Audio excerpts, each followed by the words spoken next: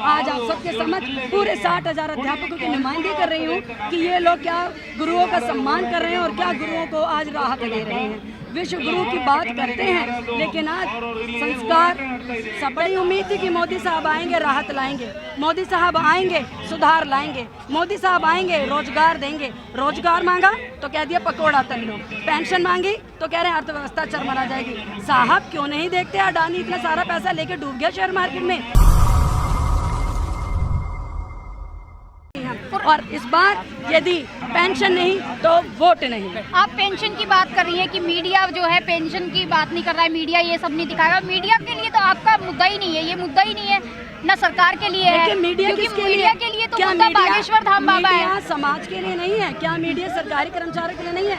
यदि यहाँ सारा सरकारी कर्मचारी पेन ड्रॉप स्ट्राइक कर देगा तो देश कैसे चलेगा? यदि यहाँ सारे अध्यापक एक साथ मिलकर एकजुट होकर सड़क पर आ जाएंगे तो राष्ट्रीय निर्माताओं को बनाने वालों का होगा क्या? आप बताइए कैसे समाज चलेगा?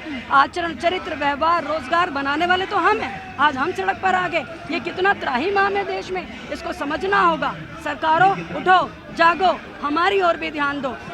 हमारे ही कारण आप हैं, आपके कारण हम नहीं हैं। यदि ये सरकार नहीं सुनेगी तो अगली सरकार को हमें लाना होगा। सरकार बदलेंगे, सरकार का तख्ता पलट करेंगे। और तख्ता पलट कैसे करेंगे? उनके पास तो सत्ता है, पावर है और लगातार वो तो अच्छे काम गिना रही है, मीडिया गिना रही है, लोग गिना रहे हैं। सत्ता पावर लाने वाले हम हैं। सरकारें खुद से उठकर नहीं आती है, वोट की चोट होगी और अब लगातार धरने होंगे पुरजोर आवाज के साथ। हम लोग अब संसद के सामने बैठे हैं और कुछ मुझे लगता है कि काफ़ी सारे संसद हैं। अब आप देखिए पंजाब में, राजस्थान में, छत्तीसगढ़ में अब आवाज़ उठने लगी है। वहाँ के नेताओं ने, वहाँ की सरकारों ने ये मान लिया है कि पुरानी पेंशन वाकई में बहुत ज़रूरी है। और ये 1871 में अंग्रेजों के समय में भी एक्ट 23 में आप देख सकते हैं आर्टिकल 24 में कि हमारी पुरानी पेंशन तब के समय में, कोई नई बात नहीं है। ये तो हम बार बार कह रहे हैं कि अटल की गलती, मोदी का सुधार, पुरानी पेंशन दे दो ना सरकार।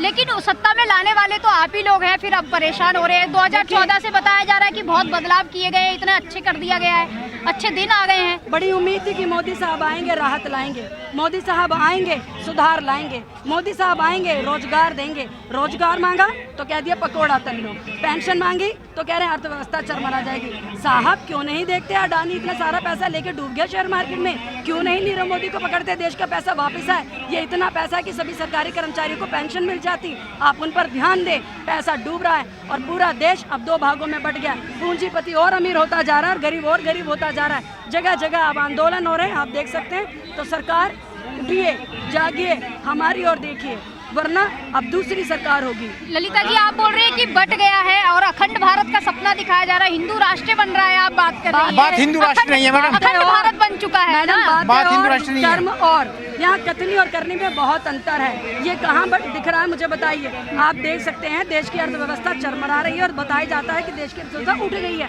कहाँ उठ गई है? आप देखिए पूंजीपतियाँ जो हमारे हिंदुस्तान में 1100 पूंजीपति हैं जिनके पास हिंदुस्तान का पूरा पैसा है, पूरा पैसा उनके पास है और देश आज उनका गुलाम हो चुका है। तो इसको समझना होगा, देखना होगा। और मैं आप सबके माध्यम से ये आवाज़ उठाती हूँ कि कृपया करके सरकारों को जगाएं। आज गोदी मीडिया से ज़्यादा सोशल मीडिया पर लोगों का विश्वास है, भरोसा है, इसीलिए हम लोग अपनी बात आपके समक्ष रखते हैं। मीडिया तो ऐसा है जो कूद के दिखा रहा है, अडानी का बचाव कर रहा है। बिल्कुल, देखिए साहब, जिसकी रोटी खाएंगे उसके गुणगान करेंगे ना, सीधी सी बात है।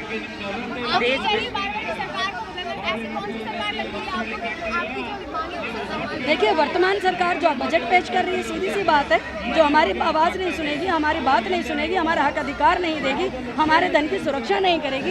एनपीएस, ये है क्या? एनपीएस न्यू पेंशन स्कीम, क्या स्कीम है ये? कहाँ है हमारा पैसा?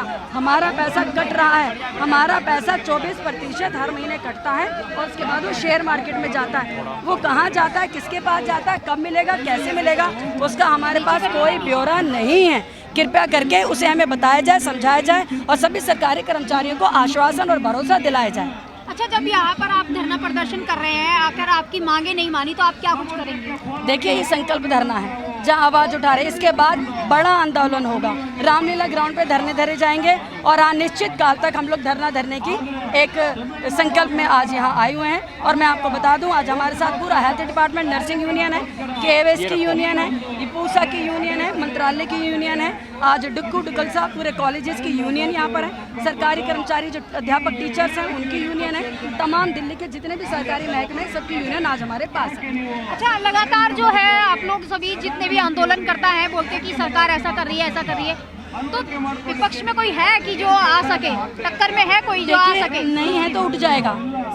समय परिवर्तनशील है और परिवर्तन वाले इतिहास गवाह है कि हम सब ने बहुत परिवर्तन देखे। ये दिल्ली कभी भी किसी एक की होकर नहीं रही है। हिंदुस्तान का धड़कता दिल दिल्ली बखूबी जानता है कि उसे क्या करना है, क्योंकि कलम की ताकत अध्यापकों के पास है। हम सब जानते हैं हमें क्या करना है, कैसे करना है, और सही समय पर हम वोट की चोट देंगे। देश को विश्वगुरु बनाने की बात चल रही है, गुरुओं को प्राथमिकता दी जा रही है। अब देखिए ना, ये सारे गुरु खड़े हैं, 60,000 अध्यापक आज यहाँ पर आके खड़ा हुए हैं, यूनियन यहाँ खड़ी हुई है।